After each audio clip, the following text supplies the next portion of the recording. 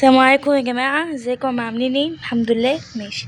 حطيت مية على النار، انا كنت حاطة مية تغلي، ودي كوكعة وكابوريا وفي جمبري. ماشي، دول بقى ايه اللي انا عملتهم. المكرونة بقى ايه، انا غلقت مية وبعدين حطيت المكرونة، انا مش عارفة ليه مصدرة ايدي كده 24 ساعة. ماشي، حطيت المية وحطيت زيت عشان المكرونة متلزقش في الحلة. وهنا بقى حطيت الجمبري في طاسة، بس ما كنتش حطيت اي حاجة في الطاسة دي. بتشوحيه بس يعني؟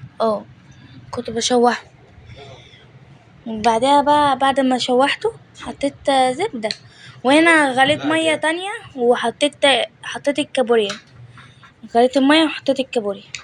وبعدها بقى بعد ما غلوا مع بعض شوية حطيت التوابل. حطيت كمون وملح وفلفل اسود وتوابل حطيت توابل وورق لورا وملح وطماطمايه وقرن فلفل. وايه تاني بقى يا جماعه؟ استنوا بس اللقطه دي تمشي واقولكم. وهنا بقى ايه، حطيت لبن على الجمبري.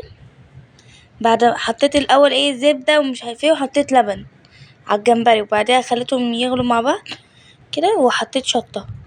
الشطه دي حلوه قوي عشان شطه سودانيه. مش هي لو انا سايباها هي تشرح، لان انا مش عارفه هي عملتها ازاي. هي عملتها وانا نايمه. وحطيت ملح.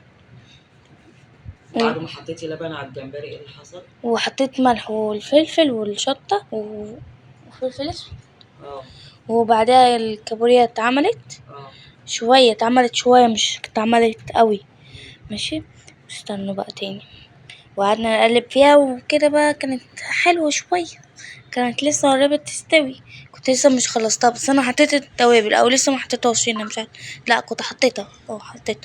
بعدين بقى جيت عند الجمبري اهو بعد ما اتعمل خلاص كده. انا عملته وحطيت كل حاجه وقفلت النور. انا كده ايه، قفلت النور بعد ما اتعمل وكده. انت حطيت على الجمبري لبن بس من غير دقيق؟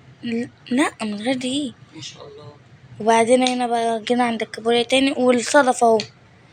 ده الصدفه اللي بقولكوا عليها دوت برضو حطيته في نار، حطيته في المية غليت، وحطيت ملح وفلفل اسود وكمون وشطة، حبة شطة صغننين عشان كده يعني. ماشي، وعملت ايه تاني بس. احلى حاجه ان انت كنت غاسله الحاجه حلوه قوي، لان مفيش ريحه زفاره نهائي. ودي الكابوريا بقى بعد ما اتعملت وقفلت عليها، كنت غاسله الحاجه حلوه يا جماعه. وهنا بقى حطيت حبه زيت وحبه زبده علشان نعمل البشاميل. انا كنت عملت المكرونه بقى خلاص. حطيت بس خليت هنا ماما تساعدني عشان كنت بصور بيتي. حطيت شويه دقيق وكنا بنقلبه بقى. هي دي بس اللي انا ساعدتها فيها، ده قبل ما انام على طول صح؟ لا انت كنت صحيتي هنا. وهنا بقى حطيت خلوا بناتكم تدخل المطبخ وتتعلم. خسرت شويه ولا خسرت البنيه؟ مره تبوظ ومره تصلح.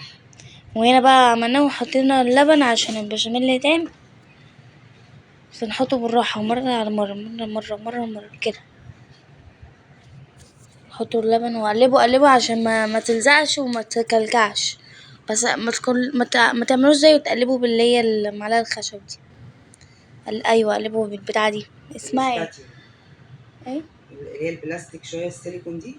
سباتولا. حلو ماشي. وقلبوها كده ووطوا النار عشان ما تعملش بسرعة ده ما يستويش اللي احنا حطيناه. بعدين تجيبوا المكرونة على البشاميل بقى، ما خلاص البشاميل اتعمل، تحطوا المكرونة وبعدين تقلبوها وتحطوا بقى ايه. انا كنت حاطه على فكرة فلفل اسود على البشاميل، كنت حطيت فلفل اسود بس ما حطيتش كتير عشان احطه في الاكل التاني. وجبت الجمبري وحطيته على المكرونة. تحفة اقسم بالله تحفة. وده كده خلصت. انا كده عملت الاكل بجد. اكله انا كنت خايفه وهي بتعمل الاكل بامانه، كنت خايفه ان هو يبوظ، لان طبعا الجمبري مش رخيص ولا الكابوريا رخيصه. بصراحه انا كنت جايباه من مكان رخيص جدا في الدرب الاحمر. هنا ماما اللي كانت بتدوق وبتقولي رايها. انا اللي كنت بدوق، هي حتى ما كانتش معايا، انا اللي كنت بدوق لوحدي. بصراحه اتوهمت. عايزه اقول لكم ان انا ما لحقتش اكل حاجه من الاكل ده والله. انا نمت صحيت لقيت الاكل بحر. والله خلص. اتشفط. كلنا قلنا ان الاكل هيبقى ريحته زفت.